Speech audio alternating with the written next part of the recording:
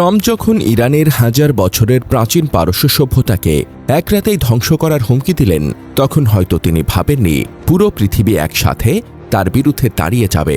কিন্তু বাস্তবতা হল, বিশ্বব্যাপী তীব্র সমালোচনা, ক্ষোভ আর রাজনৈতিক চাপের মুখে পড়ে শেষমেশ পিছু হটা ছাড়া আর কোনো পথ খোলা ছিল না তার সামনে। অন্যদিকে ইরান যুদ্ধ বন্ধের লক্ষ্যে একটি বাস্তবসম্মত ও যুক্তিসঙ্গত 10 দফা প্রস্তাব দিয়েছে।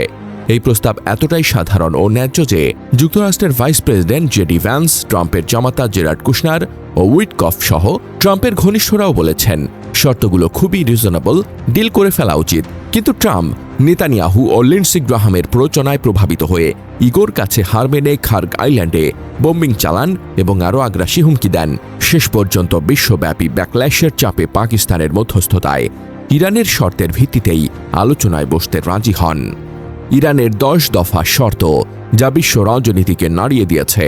ভবিষ্যতে কোনো আক্রমণ নয়, ইরান চায় শক্ত প্রতিশ্রুতি যে আমেরিকা ও ইসরায়েল আর কখনো আক্রমণ করবে না। একদম সাধারণ নিরাপত্তার দাবি।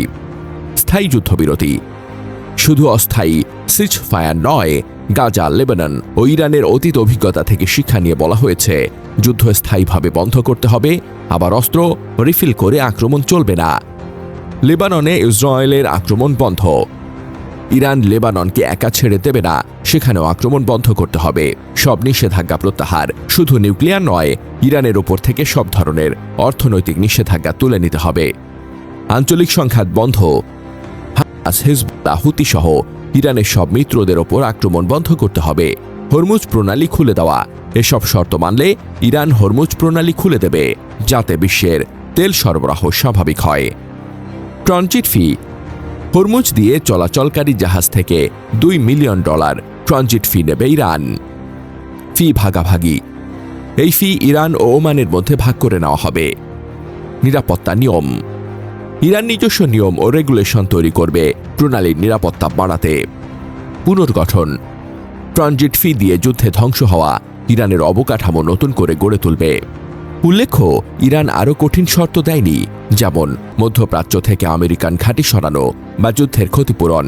এই 10 দফা দেখেই বোঝা যায় ইরান সত্যি শান্তি চায়। ট্রাম্পের 15 পয়েন্ট আত্মসমর্পণ প্রস্তাবের বিপরীতে ইরান এই আপডেটেড 10 দফা দিয়েছে। সবচেয়ে বড় বিষয় কি জানেন? ইরান কঠিন শর্ত দেয়নি, আমেরিকান ঘাঁটি সরাতে বলেনি, ক্ষতিপূরণ দাবি করেনি। অর্থাৎ যুদ্ধ বন্ধ করো, শান্তি দাও, এটাই মূল বার্তা। ট্রাম্পের ভেতরের চাপ, নিজের লোকই দিল বিপরীত পরামর্শ। জেডি ভ্যান্স সরাসরি বলেছিলেন শর্তগুলো রিজনেবল, আলোচনায় বসা উচিত। এমনকি ট্রাম্পের ঘনিষ্ঠ জেরেড কুশনার, স্টিভ উইটকফ তারাও বলেছিলেন ডিল করে ফেলাই ভালো। বিশ্বজুড়ে তীব্র চাপ, রাজনৈতিক বিচ্ছিন্নতা, সমালোচনার ঝড়। অবশেষে ট্রাম্প বাধ্য হলেন আলোচনায় বসতে। মধ্যস্থতায় এগিয়ে আসে পাকিস্তান। হরমুজ প্রণালী বিশ্ব অর্থনীতির লাইফলাইন।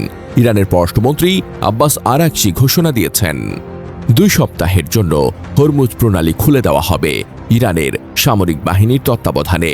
সর্বশেষে বলা যায়, এই 10 দফা শর্তই প্রমাণ করে ইরান যুদ্ধ চায় না, সম্মানজনক শান্তি চায়। কিন্তু প্রশ্ন এখনো রয়ে গেছে, এই যুদ্ধ কি সত্যিই থামবে, নাকি আবারও আগুন জ্বলে উঠবে মধ্যপ্রাচ্যে?